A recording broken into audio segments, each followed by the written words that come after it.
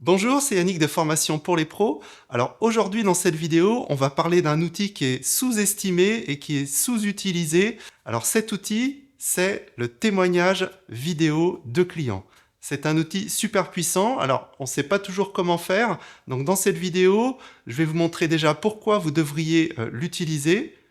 Ensuite, on va voir la bonne structure d'un témoignage pour qu'il fonctionne et qu'il soit efficace. Et on va voir concrètement comment faire. Donc restez bien jusqu'à la fin de cette vidéo.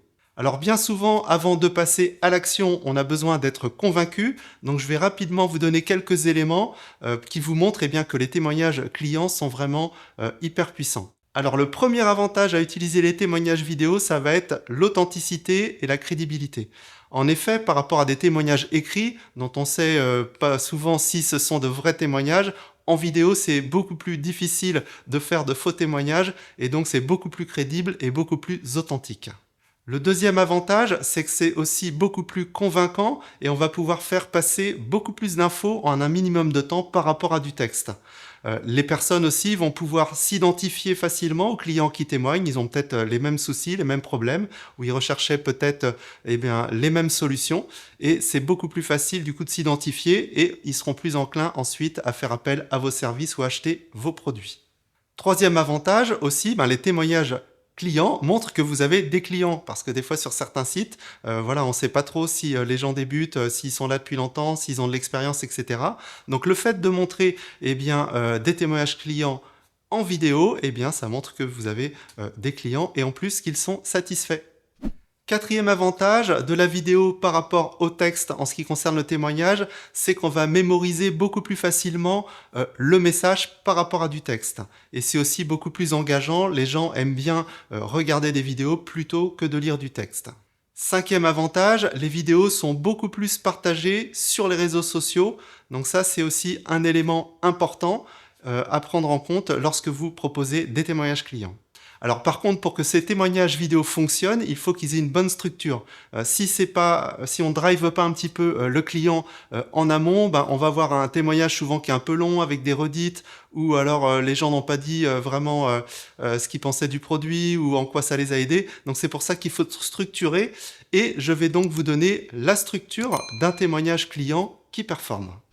Alors le témoignage peut commencer rapidement par une présentation de la personne, son nom, sa fonction éventuellement. Ensuite, quel problème il avait, est-ce qu'éventuellement il a cherché des solutions avant qui évidemment n'avaient pas marché, et comment il a découvert votre produit.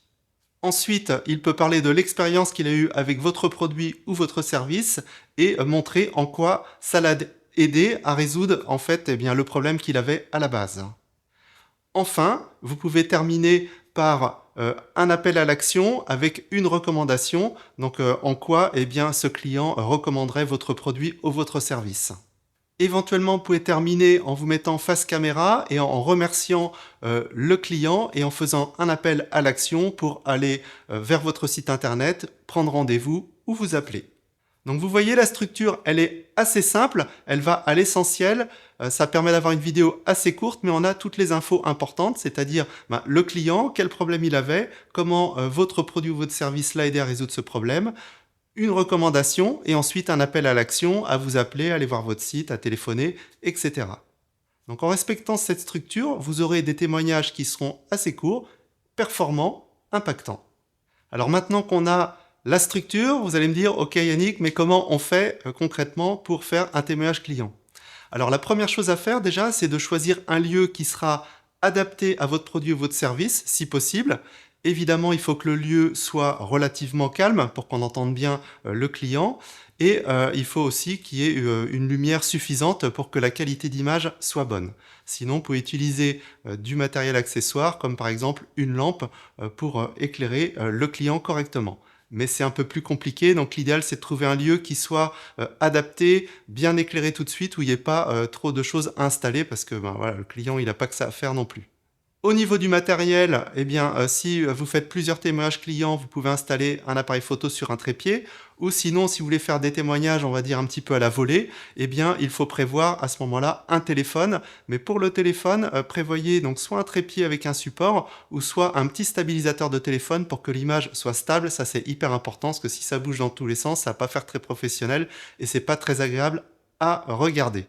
Ensuite, je vous conseille de brancher un micro, donc un petit micro-cravate ou un micro hors champ juste au-dessus, pour qu'on entende bien le client. Le son, c'est hyper important, c'est aussi important que l'image, voire plus important, hein, c'est surtout ce que va dire le client qui est important. Donc c'est important d'avoir un micro pour avoir un bon son. Alors si vous ne savez pas trop quoi acheter comme matériel, pas trop cher mais avec une bonne qualité, je vous mets un lien sous la vidéo où vous allez pouvoir télécharger la liste du matériel que je conseille à mes clients dans mes formations. Donc que ce soit téléphone, appareil photo, micro, petite lampe, petits accessoires utiles, comme ça pourra vous aider.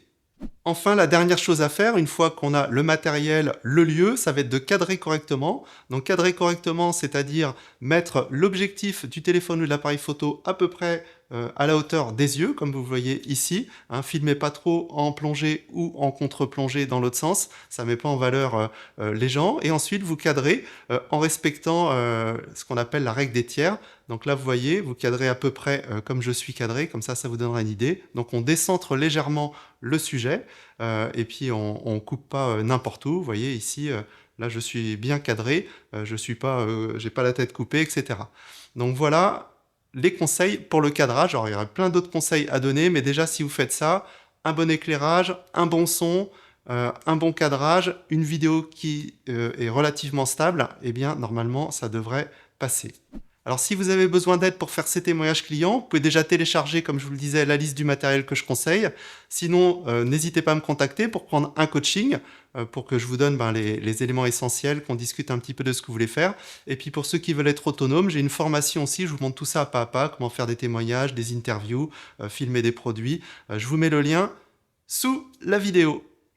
Voilà, j'espère vous avoir aidé. En tout cas, c'est hyper important de faire des témoignages vidéo, c'est très puissant et c'est sous-exploité, donc faites-le et vous verrez que vous aurez eh bien une entreprise qui sera beaucoup plus crédible et vous ferez surtout beaucoup plus de ventes. Je vous dis à bientôt, c'était Yannick de Formation pour les pros.